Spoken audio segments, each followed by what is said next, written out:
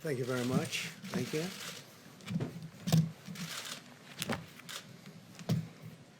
Good evening. I'd like to provide the American people with an update on our efforts to protect the integrity of our very important 2020 election. If you count the legal votes, I easily win. If you count the illegal votes, they can try to steal the election from us. If you count the votes that came in late, we're looking at them very strongly, but a lot of votes came in late. I've already decisively won many critical states, including massive victories in Florida, Iowa, Indiana, Ohio.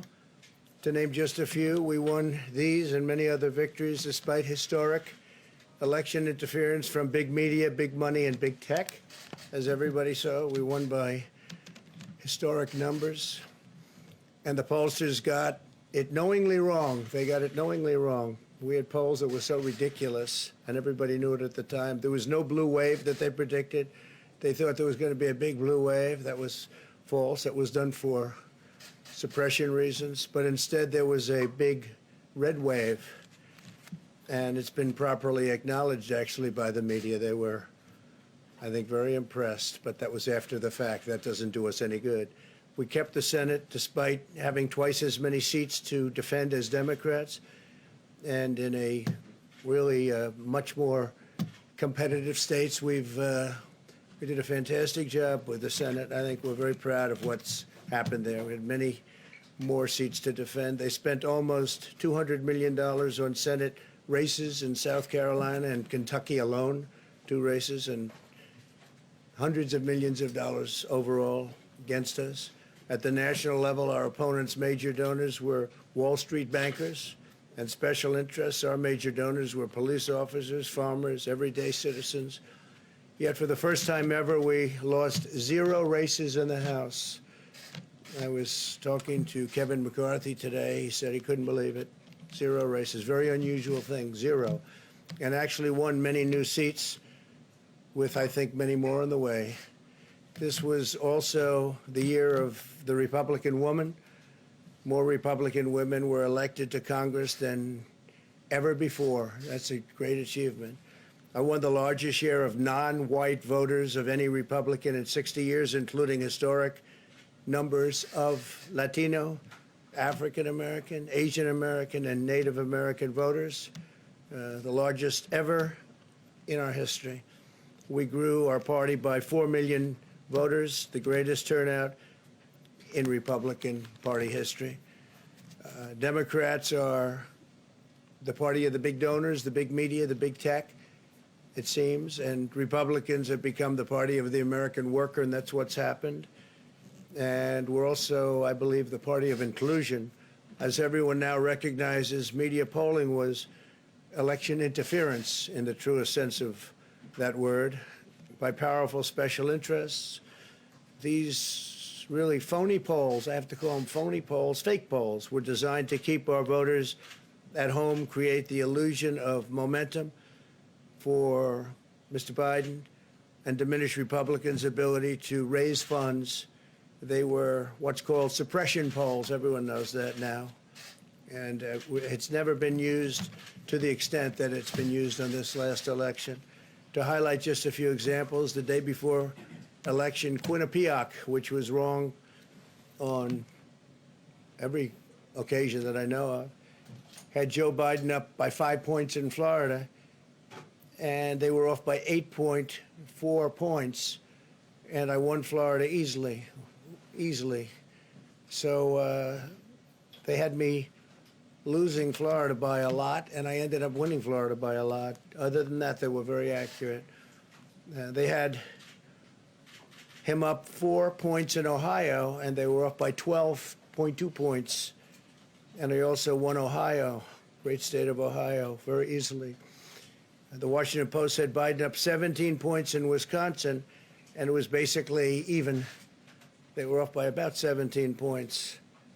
And they knew that. They're not stupid people. They knew that. Suppression. There are now only a few states yet to be decided in the presidential race. The voting apparatus of those states are run in all cases by Democrats. We were winning in all the key locations by a lot, actually.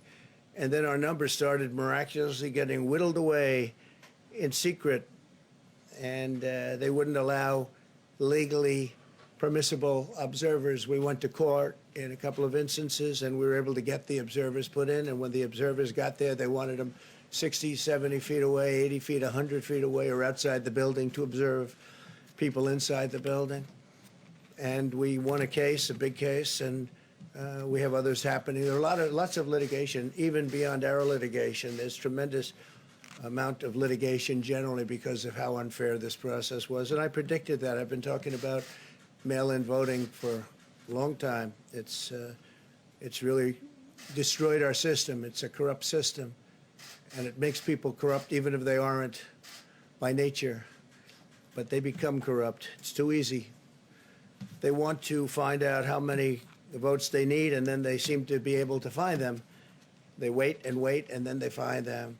And you see that on election night. We were ahead in vote in North Carolina by a lot, tremendous number of votes. And we're still ahead by a lot, but not as many, because they're finding ballots all of a sudden. Oh, we have some mail-in ballots. It's amazing how those mail-in ballots are so one-sided, too. I know that it's supposed to be to the advantage of the Democrats, but in all cases, they're so one-sided. We were up by nearly 700,000 votes in Pennsylvania. I won Pennsylvania by a lot, and that gets whittled down to, I think they said now we're up by 90,000 votes, and they'll keep coming and coming and coming. They find them all over. And they don't want us to have any observers, although we won a court case. The judge said you have to have observers. Likewise in Georgia, and they're appealing. Actually, they're appealing. We won a case that we want people to watch, and we want observers, and they're actually appealing, which is sort of interesting. I wonder why they'd appeal, that all we want to do is have people watch as they do the vote tabulations.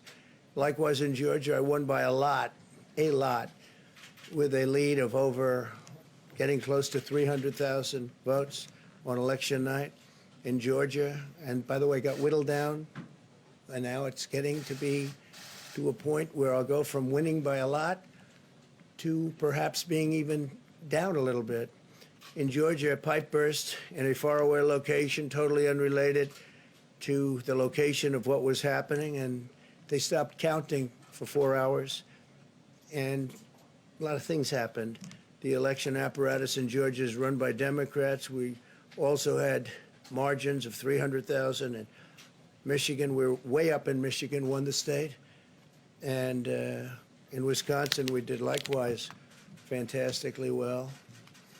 And that got whittled down. In every case, they got whittled down. Today, we're on track to win Arizona. We only need to carry, I guess, 55% of the remaining vote, 55% margins, and that's a margin that we've significantly exceeded, so we'll see what happens with that, but we're on track to do okay in Arizona.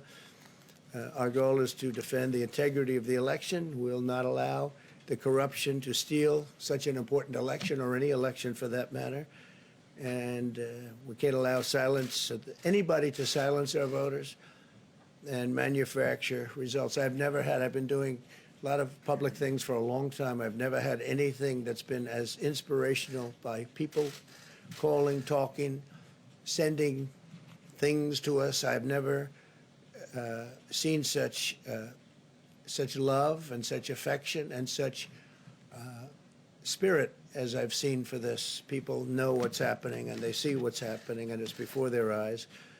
And there are many instances which will be reported very shortly.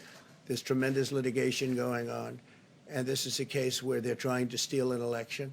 They're trying to rig an election, and we can't let that happen. Detroit and Philadelphia, known as two of the most corrupt political places anywhere in our country, easily cannot be responsible for engineering the outcome of a presidential race, a very important presidential race. In Pennsylvania, Democrats have gone to the state Supreme Court to try and ban our election observers, and very strongly. Now, we won the case, but they're going forward. They don't want anybody in there. They don't want anybody watching them as they count the ballots. And I can't imagine why there's absolutely no legitimate reason why they would not want to have people watching this process, because if it's straight, they should be proud of it. Instead, they're trying, obviously, to commit fraud. There's no question about that. In Philadelphia, observers have been kept far away, very far away, so far that people are using binoculars to try and see, and there's been tremendous problems caused. They put paper on all of the windows so you can't see in, and the people that are banned are very unhappy and become somewhat violent. The 11th Circuit ruled that in Georgia, the votes have been in by Election Day, that they should be in by Election Day, and they weren't. Votes are coming in after Election Day. And they had a ruling already that you have to have the votes in by Election Day. To the best of my knowledge, votes should be in by Election Day. And they didn't do that. Democrat officials never believed they could win this election, honestly. I really believe that. That's why they did the mail-in ballots, where there's tremendous corruption and fraud going on. That's why they mailed out tens of millions of unsolicited ballots without any verification measures whatsoever. And I've told everybody that these things would happen because I've seen it happen. I watched a lot of different elections before they decided to go with this big, massive election with tens of millions of ballots going out to everybody, in many cases totally unsolicited. This was unprecedented in American history. This was by design, despite years of claiming to care about the election security. They refused to include any requirement to verify signatures, identities, or even determine whether they're eligible or ineligible to vote. People are walking in there. They have no idea. They're just taking numbers. They're writing down things, the workers, and doing a lot of bad things. And we have a lot of information coming and litigation that you'll see that will shake even you people up. And you've seen it all. The officials overseeing the counting in Pennsylvania and other key states are all part of a corrupt Democrat machine that you've written about, and for a long time you've been writing about the corrupt Democrat machine. I went to school there, and I know a lot about it. It hasn't changed. It's a long time ago, and hasn't changed. It's gotten worse. In Pennsylvania, partisan Democrats have allowed ballots in the state to be received 3 days after the election, and we think much more than that. And they're counting those without even postmarks or any identification whatsoever. So you don't have postmarks, you don't have identification. There have been a number of disturbing irregularities across the nation. Our campaign has been denied access to observe any counting in Detroit. Detroit is another place, and I wouldn't say it has the best reputation for election integrity. Poll workers in Michigan were duplicating ballots. But when our observers attempted to challenge the activity, those poll workers jumped in front of the volunteers to block their view so that they couldn't see what they were doing. And it became a little bit dangerous. One major hub for counting ballots in Detroit covered up the windows again with large pieces of cardboard. And so they wanted to protect and block the counting area. They didn't want anybody seeing the counting, even though these were observers who were legal observers that were supposed to be there. In Detroit, there were hours of unexplained delay in delivering many of the votes for counting. The final batch did not arrive until 4 in the morning, and even though the polls closed at 8 o'clock, so they brought it in, and the batches came in, and nobody knew where they came from. We've also been denied access to observe in critical places in Georgia. In multiple swing states, counting was halted for hours and hours on election night, with results withheld from major Democrat-run locations only to appear later. And they suddenly appeared, and they all had the name Biden on them, or just about all. I think almost all. They all had the name Biden on them, which is a little strange. I challenge Joe and every Democrat to clarify that they only want legal votes, because they talk about votes, and I think they should use the word legal votes. We want every legal vote counted, and I want every legal vote counted. We want openness and transparency, no secret count rooms, no mystery ballots, no illegal votes being cast after Election Day.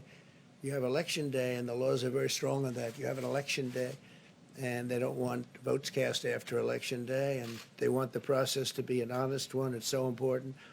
We want an honest election, and we want an honest count, and we want honest people working back there because it's a very important job. So that's the way this country is going to win. That's the way the United States will win. And we think we will win the election very easily. We think there's going to be a lot of litigation because we have so much evidence, so much proof, and it's going to end up perhaps at the highest court in the land. We'll see. But we think there'll be a lot of litigation because we can't have an election stolen like this. And I tell you, I have been talking about this for many months with all of you, and I've said very strongly that mail-in ballots are going to end up being a disaster. Small elections were a disaster. Small, very easy-to-handle elections were disastrous. This is a large-scale version, and it's getting worse and worse every day. We're hearing stories that are horror stories, absolute horror stories, and we can't let that happen to the United States of America. It's not a question of who wins, Republican, Democrat, Joe, myself. We can't let that happen to our country. We can't be disgraced by having something like this happen. So it will be hopefully cleared up, maybe soon, I hope soon, but it'll probably go through a process, a legal process. And as you know, I've claimed certain states, and he's claiming states, and we can both claim the states, but ultimately I have a feeling judges are going to have to rule. But there's been a lot of shenanigans, and we can't stand for that in our country. Thank you very much.